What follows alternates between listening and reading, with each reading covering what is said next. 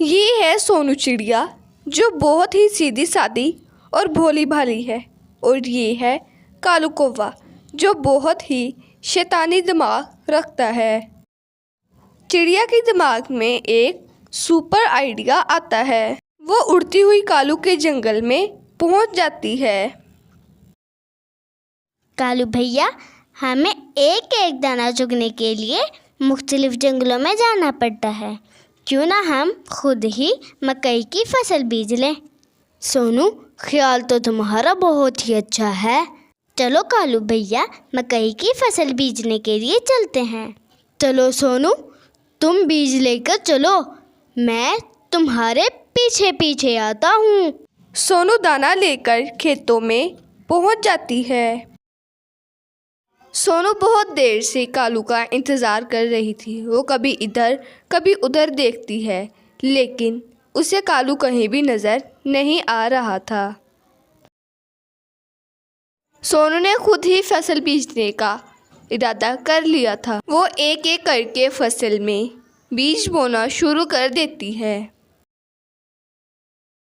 सोनू ने खुद ही सारा बीज बो दिया था और वो बहुत ही ज़्यादा खुश नज़र आ रही थी।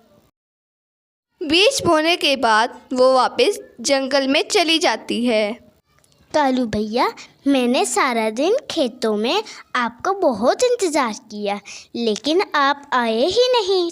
सोनू, कल मेरे पंख में बहुत ही दर्द था, इसलिए मैं तुम्हारे पीछे नहीं आ सका, वरना मैं ज़रूर आता। कालू भैया, अब आपकी तबीयत कैसी है? हाँ, वैसे तो आज मैं बिल्कुल ठीक हूँ। ऐसे ही अगले दिन का आगाज़ होता है। चलो कालू भैया, आज हम अपनी फसल को पानी लगाने के लिए चलते हैं। सोनू बहन, सारी रात मेरे पंख में दर्द रहा है, इसलिए मैं ठीक से सो नहीं पाया। तुम जाओ, मैं तुम्हारे पीछे आता हूँ। सोनू फसल को पानी लगाने के लिए अकेली ही चली जाती है। कालू आज फिर नहीं आता और उस बेचारी को आज फिर अकेले ही सारी फसल को पानी लगाना पड़ता है। सोनू जब वापस आती है तो कालू तो मज़े से सो रहा था। कालू भैया उठो, देखो मैं सारी फसल को पानी लगा आई। आप अभी तक उठे ही नहीं, चलो जल्दी से उठो। क्या हुआ है सोनू बहन, क्यों शोर मचा रही हो इतना? कालू भैया, आज फिर मैं अकेली पानी लगा कर आई हूँ, आप मेरे पीछे क्यों नहीं आए? सोनू, कल जब मैं तुम्हारे पीछे आने लगा तो मेरी दादी मेरी बीमारी के बारे में पूछने के लिए आ गई, इसलिए मैं तुम्हारे पीछे नहीं आ सका। कुछ दिनों बाद सोनू की फसल पककर तैयार हो जाती है। वो ये सब कुछ देखकर बहुत खुश होती है और कालू को बताने के लिए दौड़ी जाती है। कालू भैया, हमारी फसल पककर बहुत अच्छी तैयार हो गई है। वो सोनू की पूरी बात भी नहीं सुनता और कहता है, अच्छा चलो आओ, हम अपनी फसल को काटने के लिए चलते हैं। वो फसल को काटने के लिए चले जाते हैं। जब फसल तकसीम करने की बारी आती है तो कालू सारे दाने रख लेता है और दानों के बगैर जो कुछ बचता है वो सोनू को दे देता है।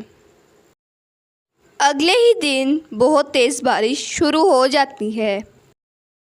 कालू अपने दानों के साथ ही बारिश में भीग जाता है और जो कुछ सोनू के हिस्से में आता है वो उसका घर बनाकर बैठ जाती है। कालू उसके पास आता है। सोनू, मेहरबानी करके मुझे घर में आने दो, मुझे बहुत सर्दी लग रही है। नहीं, मैं तुम्हें अंदर नहीं आने दूंगी, तुम अपने उन दानों पर ही जाकर बैठो, तुमने खुद ही तो फसल तकसीम की थी। सोनू, मेहरबानी करके मुझे अंदर आने दो, बारिश रुक जाने के बाद मैं सारी फसल तुम्हें वापस कर दूंगा। वो कालू को माफ़ कर देती है और उसे अंदर आने देती है।